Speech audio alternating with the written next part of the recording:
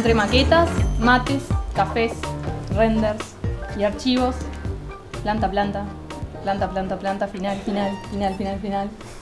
Julia finalmente se recibió de arquitecta. En el estanque, rodeada de su familia y amigos, sonrió convencida de que ahora sí empezaba la vida real. Pensó que el título le abría todas las puertas, que a partir de ahí diseñaría museos, viviendas sostenibles, estructuras urbanas y quizá con suerte, una silla icónica.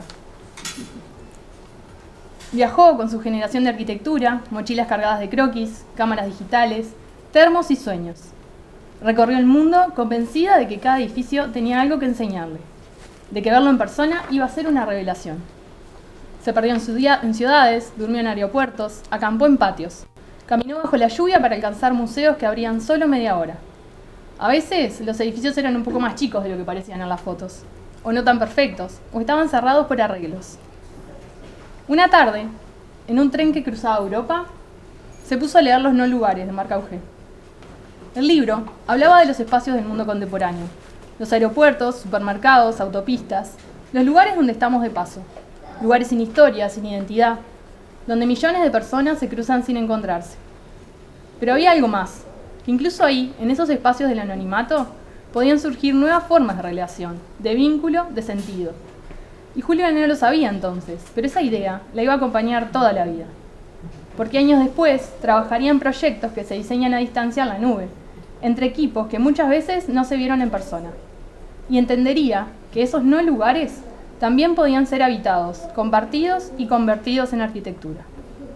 Y esa lectura le dejó una pregunta que nunca la abandonó. ¿Dónde realmente estoy? Después de meses de viaje, Julia llegó a Uruguay.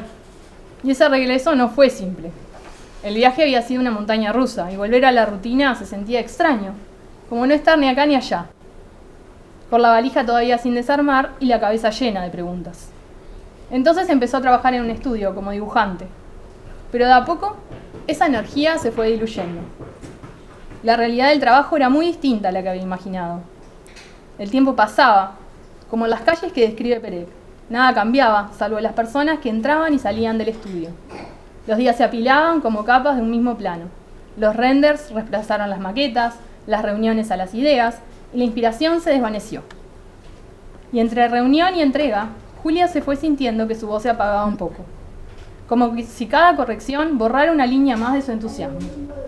¿Quién no se chocó con la realidad recién salido de facultad? Esa sensación de no estar aprovechando todo lo que tenés para dar, de no poder compartir tus ideas con libertad, de no sentirte del todo cómoda en el lugar donde estás.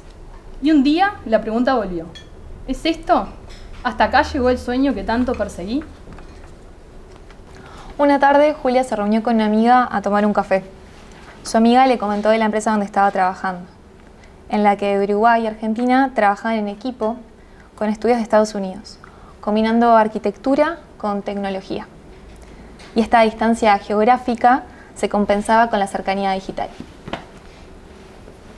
Julia sintió esa mezcla que muchas veces sentimos entre incertidumbre y ganas. Sería un nuevo desafío para ella.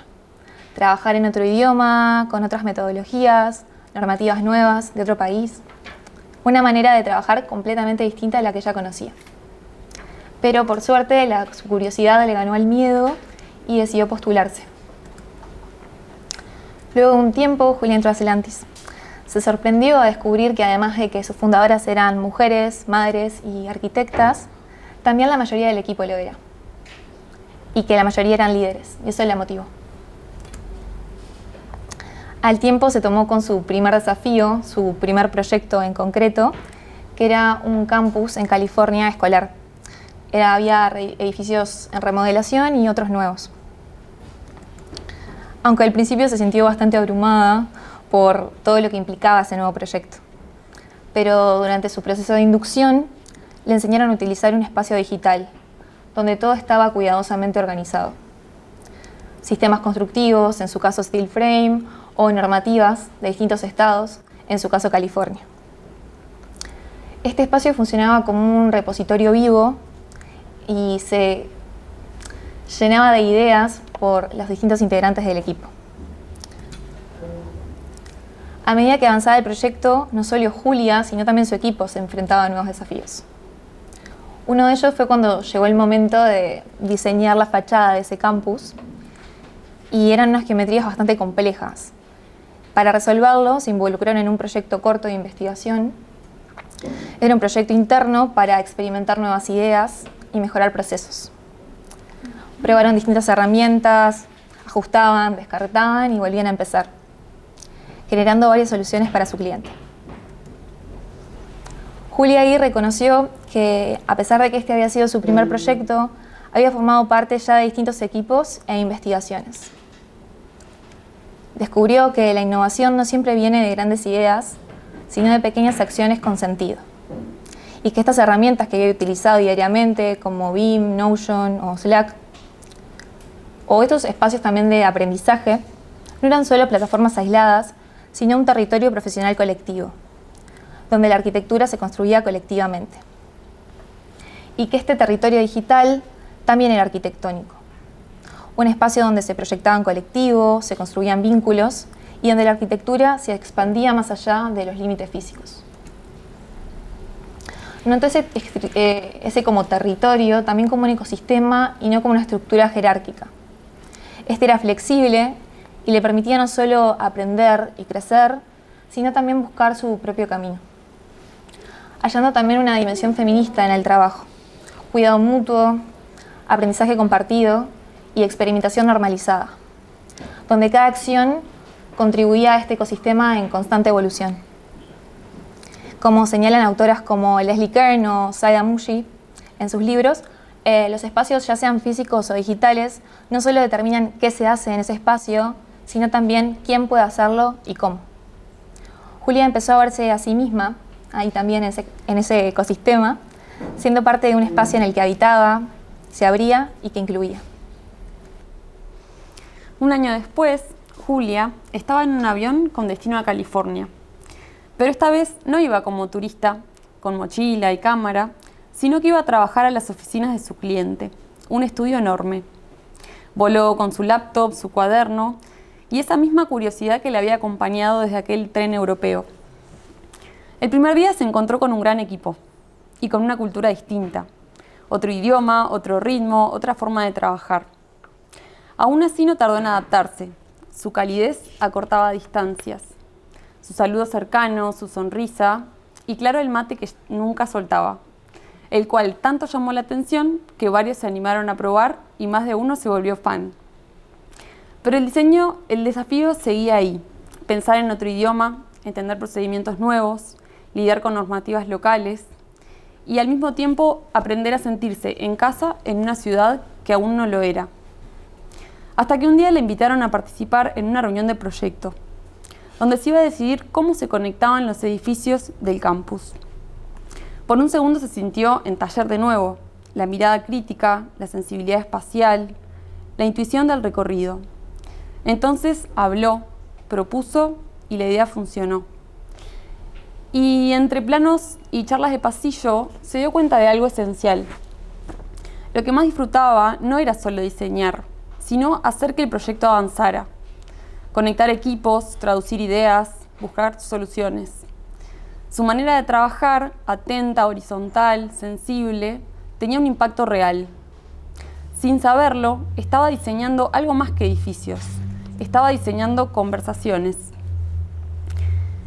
Y así fue que Julia se dejó llevar por esa intuición y encontró un nuevo lugar para habitar.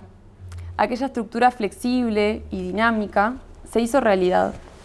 Hoy Julia acompaña y lidera equipos. Se mueve en ese territorio intermedio entre la arquitectura y las personas. Ayuda a que las ideas encuentren su manera de hacerse posibles. Facilita el diálogo entre distintas miradas, organiza procesos complejos y convierte la colaboración en parte del diseño mismo. Cuida el crecimiento de quienes trabajan con ella y también el suyo. Sostiene los proyectos tanto como a quienes los hacen realidad. Lo disfruta más de lo que alguna vez pensó, porque descubrió que también allí hay diseño, en la forma de trabajar juntas, en cada puente que se tiende entre personas, en cada gesto que vuelve más humano el trabajo colectivo. Al principio dudó, se preguntó, ¿La arquitectura también es esto?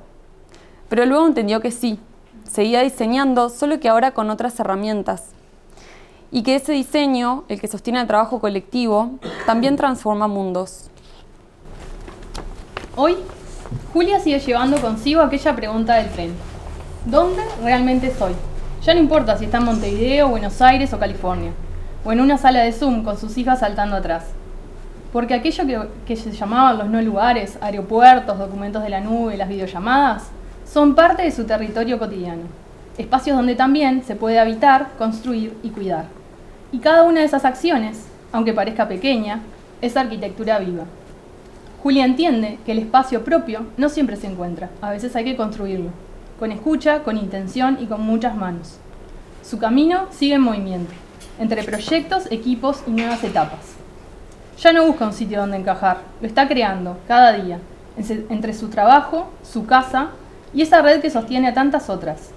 Porque al final no se trata solo de Julia, se trata de todas las que, desde distintos ámbitos, seguimos haciendo lugar. Muchas gracias.